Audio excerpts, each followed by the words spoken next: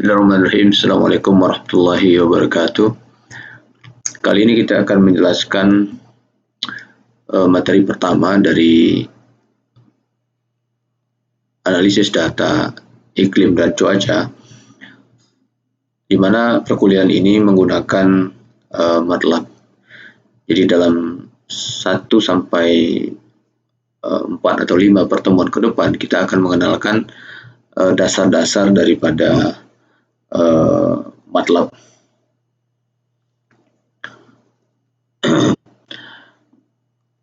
Oke. Perkuliahan ini karena sifatnya adalah skill program, jadi diharapkan sekali bahwa Anda sudah memiliki MATLAB yang sudah terpasang atau terinstall, kemudian mengikuti tahap demi tahap daripada perkuliahan ini dan menyelesaikan tugas-tugas yang ada, sehingga dengan demikian Anda akan memiliki kemampuan dasar MATLAB yang nanti akan sangat penting bagi kelancaran daripada kegiatan perkuliahan analisis data atau pengolahan data iklim dan cuaca ini. Dalam tutorial ini kita tidak akan menunjukkan atau memperagakan bagaimana cara menginstall daripada MATLAB, karena hal itu bisa Anda baca tutorialnya, banyak sekali tutorial yang berkaitan dengan hal tersebut. Oke. Apa sih sebetulnya MATLAB? Jadi MATLAB adalah kepanjangan dari Metric Laboratory, sebuah software yang dikembangkan atau bahasa pemrograman yang dikembangkan oleh Matchwork Inc., di mana program ini atau bahasa pemrograman ini merupakan bahasa yang muncul belakangan ya, setelah sebelumnya mungkin kita sudah mengenal banyak bahasa pemrograman yang lain seperti Delphi atau juga Pascal atau Basic, C++, C, Fortran dan lain sebagainya. Dan MATLAB sendiri merupakan bahasa pemrograman level tinggi, ya, bahasa tingkat tinggi, dan dikhususkan untuk kebutuhan komputasi teknis, ya, visualisasi dan pemrograman seperti komputasi matematik, analisa data dan lain sebagainya. MATLAB memiliki beberapa kelebihan. memiliki beberapa kelebihan. Yang pertama, MATLAB itu mudah dalam memanipulasi struktur matriks dan perhitungan berbagai operasi matriks yang meliputi penjumlahan, pengurangan, dan lain sebagainya. Kemudian MATLAB menyediakan fasilitas untuk visualisasi atau plotting gambar, ya, baik itu 1 dimensi, 2 dimensi, dan 3 dimensi. Kemudian MATLAB memiliki script program yang dapat kita ubah sesuai dengan kebutuhan atau keinginan user. Kemudian banyak sekali jumlah rutin yang ada di dalam MATLAB. Contohnya misalnya kalau di dalam bahasa programan yang lain, kalau kita ingin menghitung rata-rata, misalnya ya, ini contoh sederhana saja, biasanya kita harus membuat sub rutin tersendiri untuk itu. Kalau di dalam MATLAB kita tinggal memanggil min atau mean atau standar deviasi dan lain sebagainya, semuanya sudah ada di dalamnya. Kemudian memiliki kemampuan interface, ya, misalnya dengan bahasa C atau juga matematika dan lain sebagainya. Dan yang tidak kalah menariknya adalah di dalam MATLAB ini terdapat banyak sekali toolbox, ya, toolbox simulating, state flow dan lain sebagainya, yang sangat memudahkan kita di dalam pengolahan data, ya, baik itu statistik, image processing dan lain sebagainya. Jadi oleh karena itu dengan banyak kelebihan ini, MATLAB ini penggunaannya sangat luas sekarang. Matematika dan komputasi, pembentukan algoritma, akuisisi data, pemodelan, simulasi dan pembuatan prototipe, analisis data, eksplorasi dan visualisasi, grafik-grafik keilmuan dan rekayasa, dan lain sebagainya. Jadi sangat luas sekali penggunaan daripada MATLAB ini. Jadi karena dengan hal-hal yang tadi, maka MATLAB ini dia sangat mudah sekali untuk dioperasikan. Namun demikian, bukan berarti MATLAB tidak memiliki batasan, ya, tidak memiliki batasan. Jadi terdapat juga beberapa kendala atau kelemahan daripada MATLAB ini. Yang pertama adalah lebih mahal, ya. Jadi lisensinya itu sangat mahal dan pengguna perlu untuk membeli masing-masing dan setiap modul yang ingin kita gunakan. Jadi misalnya toolbox atau Simulink misalnya, kita perlu membelinya masing-masing. Kemudian cross compiling daripada MATLAB, ya, dengan bahasa yang lain itu cukup sulit dan memerlukan sebuah pemahaman MATLAB yang baik. Kemudian MATLAB itu dia adalah bahasa yang ditafsirkan atau interpreted language, gitu. Akibatnya apa? Akibatnya MATLAB ini very slow, sangat lambat, gitu ya. Jadi sangat lambat jika kita bandingkan dengan bahasa-bahasa pemrograman yang lain. Jadi MATLAB membutuhkan lebih banyak memori juga, ya, dibandingkan dengan Fortran atau C. Jadi kalau kita mengolah data dengan MATLAB untuk sebuah data yang sama ukurannya, kalau kita bandingkan dengan Fortran atau C, maka MATLAB memerlukan lebih banyak memori, karena MATLAB ini bukanlah bahasa yang dikompilasi atau compile language, sehingga dia memerlukan memori yang lebih besar dibandingkan dengan bahasa-bahasa yang lain. MATLAB ini bisa di semua platform, ya, bisa di Windows, ya, bisa di Unix dan bisa juga di Mac. Oke.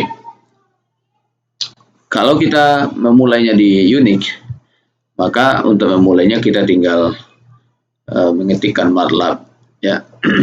Kalau di Windows, ya, kita tinggal klik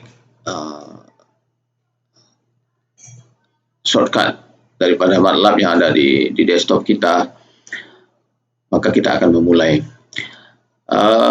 Di dalam memulai MATLAB ada dua kemungkinan cara aksesnya. Yang pertama adalah via server.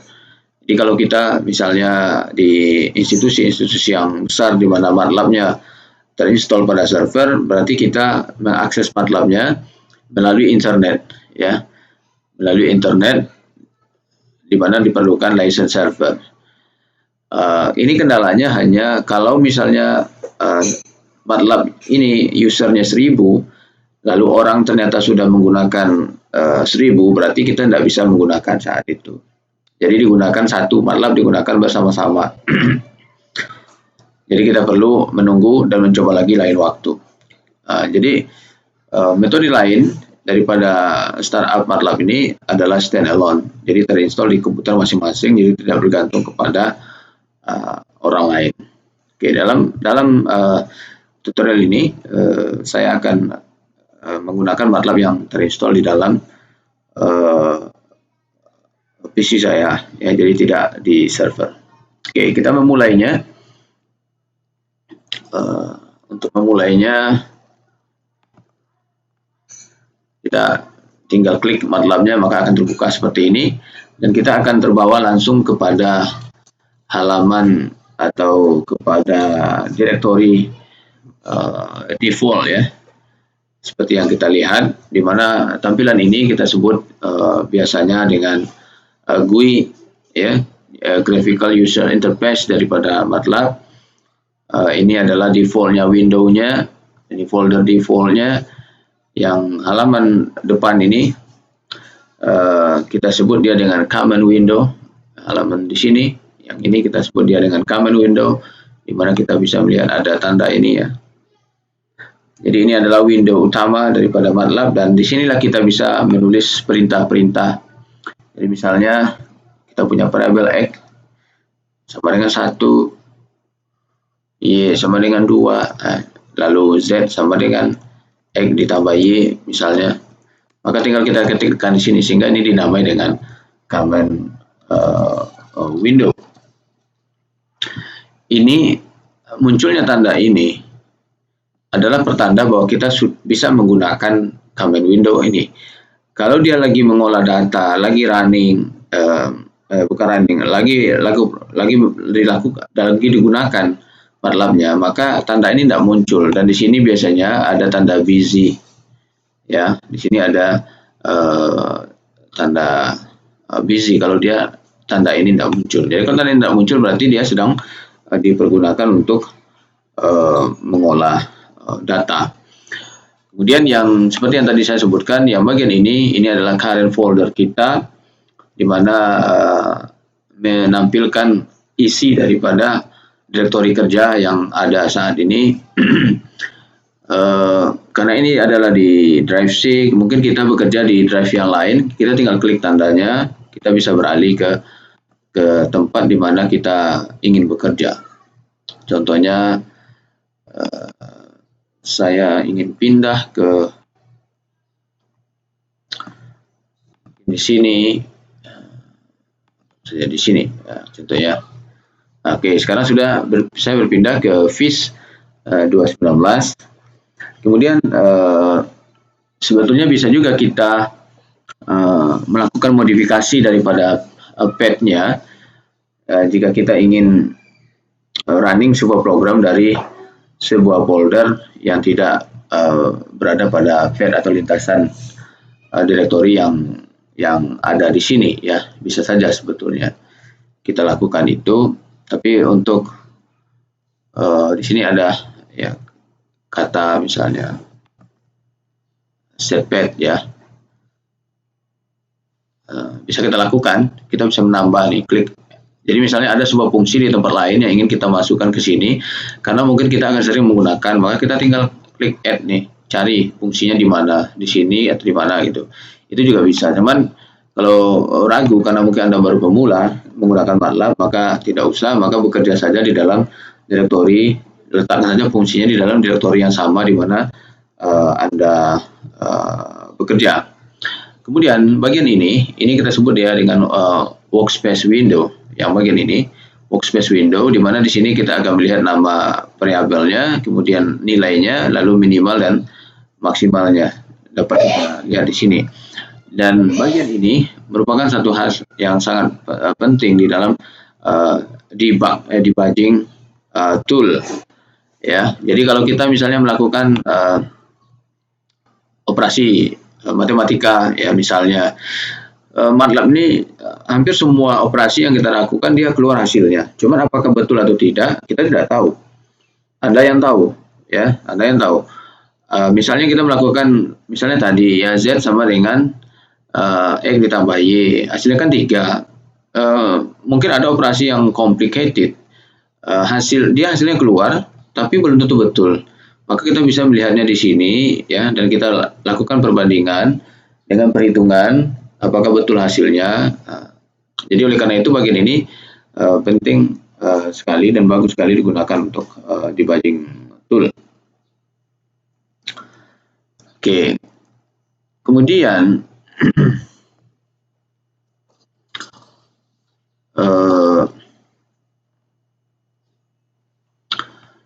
di sini ada tulisan new. Ya, di sini bisa kita lihat new. Ini untuk membuat file program baru atau M file. Secara umum kita bisa mengetik perintah di sini, ya. Kita kan bisa mengetiknya di sini. Namun kalau programnya sudah panjang, tidak mungkin kita mengetikkan semua di sini. Kita perlu mengetikkannya di halaman khusus. Nah, kita buat kayak bahasa pemrograman ya, yang lain, ya. Jadi mungkin kita bisa ketikkan. Kalau untuk keterangan, kita menggunakan tanda persen di dalam MATLAB program uji coba. Misalnya ya, ini tidak akan di running ya. Ini hanya keterangan X sama dengan 1, Y sama dengan 2, Z sama dengan X ditambah Y, titik koma. Dan biasakan selalu membersihkan dulu di awal. Oke, kita simpan. Misalnya uji coba 2 ya, saya namai. Oke, untuk running kita tinggal klik run. Oke, itu udah running. Kalau kita tidak yakin ya kita clear dulu CLC. Ini clear, untuk meng-clear workspace ini kita bisa mengetik clear. Kalau untuk meng-clear command window kita ketik CLC. Oke. Oke, jadi kita run. Oke, kan kelihatan nih. Bukti dia running, hasilnya keluar di sini di workspace gitu. Nah, ini guna daripada tanda tambah nih ya, itu new. Oke, kemudian di sini juga ada pilihan ya, import data. Jadi kita bisa mengimport data, misalnya data Excel ya, data HDF, NetCDF, ASCII dan lain sebagainya. Ingin kita import, maka kita bisa mengklik import di sini. Import ini kalau datanya sedikit ya, itu sangat mungkin kita melakukan import secara manual. Cuman kalau datanya banyak, misalnya kita mulai data 30 tahun, 40 tahun ya, itu tentu kita harus mengimpornya secara otomatis menggunakan perintah yang ada di MATLAB. Mungkin kita manggilnya di sini gitu ya. Nanti kita akan lihat beberapa cara untuk mengimpor data. Oke. Tadi sudah disinggung bahwa untuk menuliskan perintah, kita menuliskannya di setelah prompt ini ya, kita menuliskannya. Kemudian di dalam MATLAB kita tidak perlu mendeklarasikan variabel ya. Jadi misalnya seperti di C atau mungkin di bahasa-bahasa yang lain, kita biasanya kan mendefinisikan dulu nih integer apa gitu ya, atau float atau double apa gitu ya, misalnya variabelnya xx misalnya, atau yang lain. Biasanya kan kita perlu mendefinisikan, tapi kalau di dalam MATLAB kita tidak perlu mendefinisikan variabel. Maka secara jadi variabel, jadi misalnya x nih ya, clear CLC ya, clear, misalnya x sama dengan 4, maka variabel x sama dengan 4 ini secara otomatis sudah dialokasikan memori untuknya, alokasi untuknya. Jadi MATLAB tidak memerlukan deklarasi variabel. Ini bagus sebetulnya, tapi kadang-kadang akan menjadi masalah ya. Jadi oleh karena itu kita perlu berhati-hati. Ya, ini perlu kita berhati-hati di dalam penyebutan daripada sebuah variabel di dalam MATLAB. Kemudian untuk sebuah program yang sangat besar, jadi Anda misalnya melakukan operasi matematika yang sangat rumit dan complicated misalnya, maka kita perlu pradefinisi variabel itu sangat diperlukan untuk mempercepat bahasa pemrograman ya. Jadi praalokasi memori. Jadi ketika kita akan menggunakan sebuah variabel, ketika kita sudah men-set alokasi memori yang akan mereka gunakan, tentu akan jauh lebih cepat daripada dia belum dialokasikan memori untuk dia gunakan gitu. Jadi kadang-kadang perlu kita mendefinisikan. Kemudian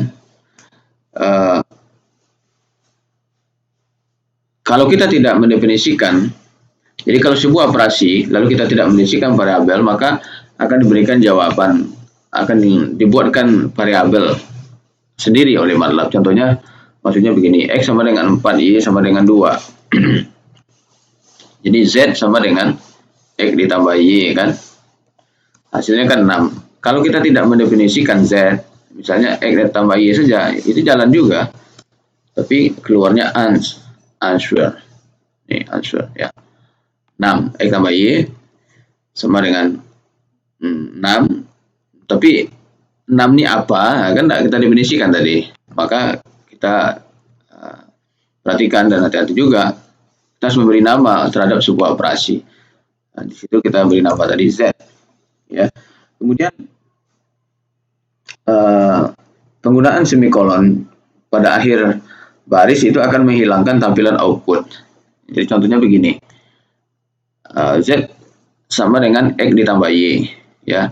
Z sama dengan X ditambah Y. Kalau semikolonnya ada, maka di command window ini tidak akan muncul Z-nya, hasilnya. Z hanya muncul di workspace. Tapi kalau semikolonnya kita hilangkan, maka dia muncul di sini. Nah, jadi oleh karena itu menghilangkan semikolon ini dan memunculkan semikolon ini sering digunakan di dalam debug. Jadi proses menemukan error. Jadi kalau misalnya kita punya program yang panjang sekali ya, kita tidak tahu sampai di mana dia errornya, ya udah munculkan aja ini. Nanti kan kelihatan tuh dia running sampai mana. Nah, jadi kalau misalnya semuanya kita buat semikolon begini, maka kalau kita ingin mencari error, udah dihilangkan aja semikolonnya. Nanti kan ketahuan nih, dari sini kelihatan nih sampai tahap mana dia akan bekerja program kita. Ya, di sini juga berlaku ya, penggunaan semikolon di sini sama tadi. Kalau misalnya ini semikolonnya kita hilangkan, maka semua hasilnya itu akan muncul di dalam command window. Ya, CLC begini ya. Kalau saya running, maka selain di workspace nanti akan muncul itu.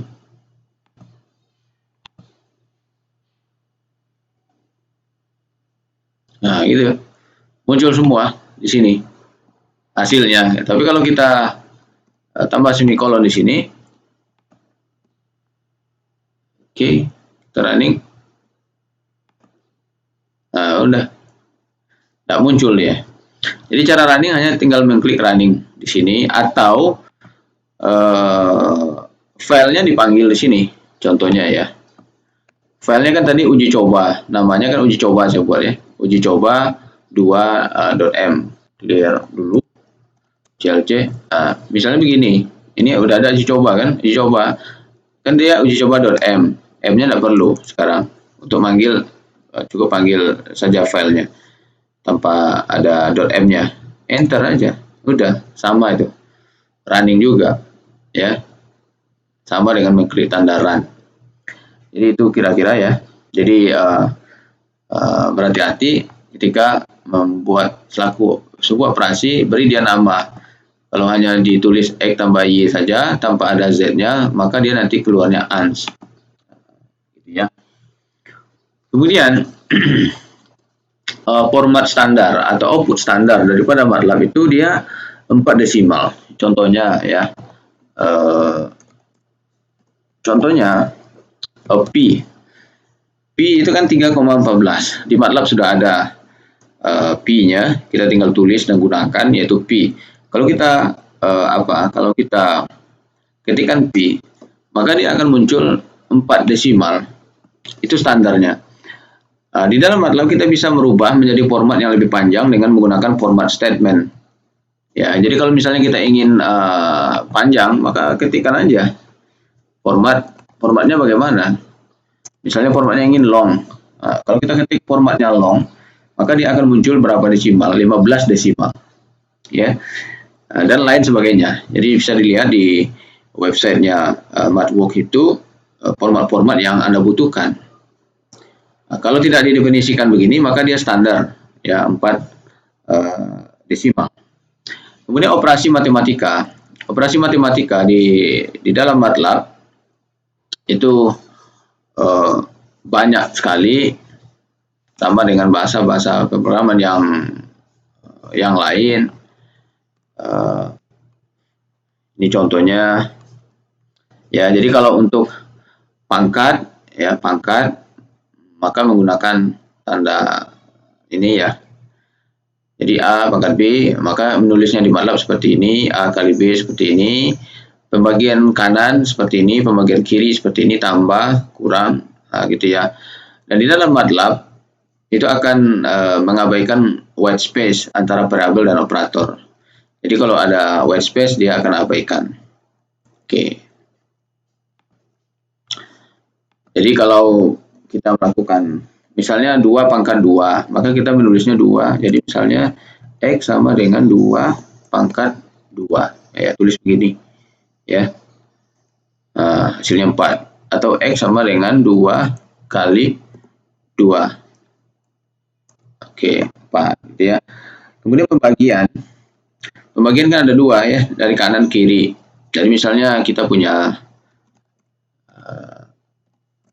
Oke, jadi misalnya X sama dengan 10, Y sama dengan 2 misalnya. Misalnya kita ingin 10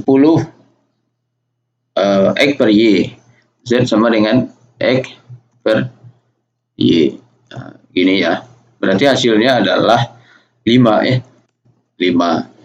Kalau kita ingin pembagiannya ke kiri, jadi Z sama dengan X per Y, maka pilih yang miringnya kiri. Y ya, X per Y tapi arahnya ke kiri pembagiannya, berarti itu kan sama dengan Y per X, maka hasilnya 2 per ini kita berapa tadi, 2 per 10 ya, 0,2 ya hasilnya. Jadi ini Y per X tapi dia pembagian ke kiri, ingat ya kan, miringnya ke kiri nih, miringnya ini ke kiri, ini miringnya ke kanan. Kemudian untuk operasi matrik ini ya, untuk operasi array ini, maka harus berhati-hati ya, harus berhati-hati karena semuanya bisa keluar hasilnya tapi belum sesuai dengan yang Anda butuhkan. Ini saya beri contoh, misalnya kita membuat matriks X sama dengan 1, 2, 3 misalnya ya, dan saya ingin dia vertikal ya, bukan horizontal, berarti saya tambah sini titik koma. Jadi ini kegunaan daripada titik koma satu lagi, itu bisa membuat new line ya.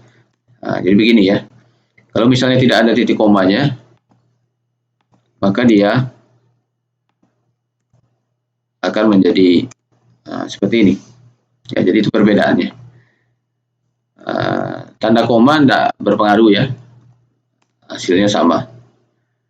Oke, sekarang saya punya matrik ke bawah seperti ini, kemudian matrik yang satu lagi Y misalnya, saya copy saja Y.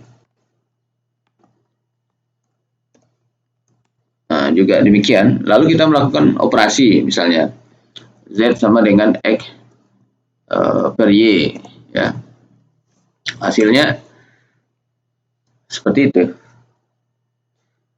X per Y. Lalu kalau dibandingkan,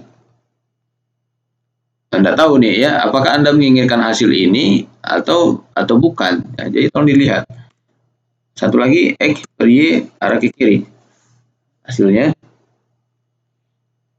1. Sekarang Anda yang menjadi penentu apa yang Anda inginkan ya, yang bagian mana yang Anda inginkan hasilnya. Jadi oleh karena itu nih harus berhati-hati di dalam operasi matrik. Bisa jadi seluruh operasi array, bisa jadi seluruh hasilnya keluar, tetapi belum tentu hasilnya benar yang Anda inginkan. Ini bisa dilihat. Jadi nanti Anda akan melihat ada misalnya Z sama dengan X cross Y ya, misalnya itu ya, itu dia error ya hasilnya X cross Y. Kemudian kalau Anda tanda titik, ditambah titik di sini, Z sama dengan X titik cross Y, hasilnya muncul tuh ya, 149 tadi X kita, kalau kita klik X kita kan 1, 2, 3, lalu Y-nya 1, 2, 3. Maka kalau kita lakukan perkalian, itu 1 kali 1 kan, 1 kali 1, 2 kali 2, 3 kali 3, 1, 4, 9. Kita menghasilkan sebuah hasil operasi array yang baru. Apakah ini yang Anda inginkan? Ya, apakah Anda menginginkan seperti ini Kalau Anda menginginkan hasilnya seperti ini, berarti di sini jangan lupa nih pakai tanda titik gitu. Ya, dan lain sebagainya. Hal yang sama juga untuk pembagian ya. Untuk pembagian ada kalanya nanti Anda akan menggunakan tanda titik. Ya, jadi artinya nih setiap item ini akan dibagi ya. Jadi yang setiap nilai yang ada di X itu dibagi dengan nilai yang ada di Y. Jadi ini hasilnya satu gitu. Nah, jadi Anda yang menjadi penentu, semuanya bisa jadi keluar hasilnya, tapi belum tentu betul. Oleh karena itu, kalau kita sudah melakukan perhitungan, dicek lagi satu-satu, ya. Perlu ada satu-satu yang kita cek secara manual, apakah perhitungannya betul atau tidak. Kemudian di dalam MATLAB, urutan operasi itu dia jadi urutannya itu tanda kurung. Pertama ya tanda kurung, pangkat, perkalian, pembagian, penjumlahan gitu ya. Perkalian dan pembagian itu punya tingkat operasi yang sama. Penjumlahan dan pengurangan punya tingkat operasi yang sama. Kemudian evaluasi itu berjalan dari kiri ke kanan. Jika kita ragu, maka gunakan tanda kurung. Ya, jadi misalnya kita panjang banget nih, contohnya ya. Jadi kita misalnya punya sebuah operasi Z sama dengan 1 tambah 2 tambah 3 kurang 1 tambah 5 misalnya. Seperti ini. Ini 1 tambah 2, kemudian mungkin ada kali 2, misalnya gitu ya. Ini hasilnya kan keluar nih, hasilnya 14. Tapi kalau kita gunakan tanda kurung, karena mungkin maksud Anda kan tidak begitu, bisa jadi ini maksudnya seperti ini, mungkin maksudnya seperti ini, hasilnya akan berbeda kan. Nah, jadi oleh karena itu kalau rasanya Anda ragu dengan operasi ini ya, maka Anda gunakan tanda kurung untuk suatu hal yang akan dikerjakan dalam satu proses. Contohnya ini, ternyata ini Anda inginnya ditambah kurangkan dulu baru dikali 2. Kalau ini kan 5 kali 2, ini akan mereka kerjakan nih. Ya, akan dikerjakan terlebih dahulu, baru dikerjakan yang penjumlahan dan pengurangan. Karena perkalian itu dikerjakan lebih dahulu gitu ya. Oke.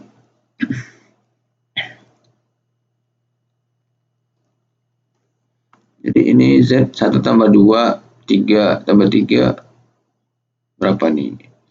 Ya 14 nih kan. Oke, jadi dia akan mengerjakan yang tinggi dulu operasinya, dan operasi ini dikerjakan dari kiri ke kanan. Ya, dari kiri ke kanan, tapi tetap yang tingkat operasinya paling tinggi itu yang akan dieksekusi terlebih dahulu. Jadi oleh karena itu barangkali tidak ada masalah kalau biasa menggunakan tanda kurung ya, kalau kita memiliki banyak operasi. Kemudian logika operator ya, besar dan lain sebagainya, kecil dan lain sebagainya, itu penulisannya biasa seperti yang mungkin sudah lazim kita gunakan. Nah, ini ya contohnya. Jadi kalau operator besar, maka di MATLAB kita nulisnya juga besar, kecil, ya tanda kecil. Nah, besar sama dengan, kecil sama dengan, ini tidak sama dengan, ini dan ya. Misalnya kita, jika A besar dari 3 dan C kecil dari 0, maka dan-nya ditulis seperti ini. Atau ya, jika salah satu yang kita inginkan terpenuhi, tentu kita menggunakan atau, maka menggunakan tanda ini. Oke, itu biasa saja. Jadi kalau sama dengan tadi begini kan, jadi X sama dengan, misalnya X sama dengan 2, Y sama dengan 3, misalnya gitu ya. Jadi Z misalnya Y bisa dari Z, bisa dari X misalnya gitu, maka penulisannya biasa saja, besar sama dengan, tidak sama dengan, seperti ini kan. Jadi begitu cara penulisan operator logika di dalam MATLAB. Kemudian MATLAB dia sangat sensitif ya. Jadi antara variabel yang Anda tulis huruf besar dan huruf kecil itu akan berbeda. Jadi X sama dengan 1 huruf besar dengan X sama dengan 1 huruf kecil itu dia sangat berbeda ya. Kemudian cara menulis variabel juga yang mesti kita perhatikan. Penulisan variabel itu harus dengan huruf ya. Jadi harus dengan huruf. Misalnya X sama dengan 1. Oke dia. Kalau Anda awali dengan angka 1X sama dengan 1, tidak bisa. Jadi tidak boleh dengan angka. Jadi harus dengan huruf awalnya. Kalau sudah dengan huruf baru angka X1 misalnya sama dengan 2, itu tidak ada masalah ya. Jadi jangan diawali dengan angka, pasti dia akan error. Kemudian di dalam penamaan variabel juga jangan menggunakan nama-nama yang sudah ada di dalam MATLAB sendiri. Contohnya min. Min itu gunanya untuk menentukan nilai minimal kan. Misalnya kita punya X 1, 2, 3 misalnya seperti ini X-nya. Lalu kalau kita ingin menghitungkan nilai minimalnya, tinggal diketik min. Lalu kalau kita punya variabel min sama dengan 2, hasilnya keluar. Ya, ini tapi akan mengacaukan program kita. Ya, nanti ya, akan ada error-error yang akan muncul karena dia menggunakan nama yang sama dengan nama yang sudah disebutkan atau digunakan di dalam MATLAB. Ya, jadi banyak sekali kan fungsi itu min, max, cos, sin, tan, min. Ya, jangan jadikan itu nama variabel karena itu nama fungsi. Kemudian juga hindari kata-kata yang sudah ada di dalam MATLAB yang lain, misalnya kan kita looping nih, ya pengulangan. For i sama dengan 1, misalnya ya, for i sama dengan 1 gitu ya, 10 misalnya. Ini misal saja ya. I ini sebaiknya juga tidak digunakan ya. Sebaiknya tidak kita gunakan karena I itu sudah digunakan di dalam MATLAB ya untuk bilangan kompleks. Jadi kalau yang real dan imajiner itu dibedakan dengan adanya I. Nah, jadi oleh karena itu kalau mau buat I juga misalnya IJ lah ya. IJ atau II mungkin masih lebih baik daripada I saja. Jadi hindari penggunaan ini. Atau penggunaan istilah N. N sama dengan 3 misalnya. Ini tidak boleh karena N itu merupakan nama yang sudah ada di dalam MATLAB. Kemudian kalau Anda ada kendala ya di dalam mengoperasikan MATLAB, maka Anda sebenarnya tinggal mengetik have nih. Ya. Maka akan muncul Anda mencari have tentang apa. Ada semua di sini.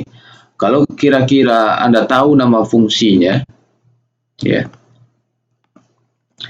Misalnya Anda tahu nama fungsinya, Anda ingin mencari have min, ya. Jadi cara menggunakan min. Udah nih. Keluar dari sini ya cara menggunakannya.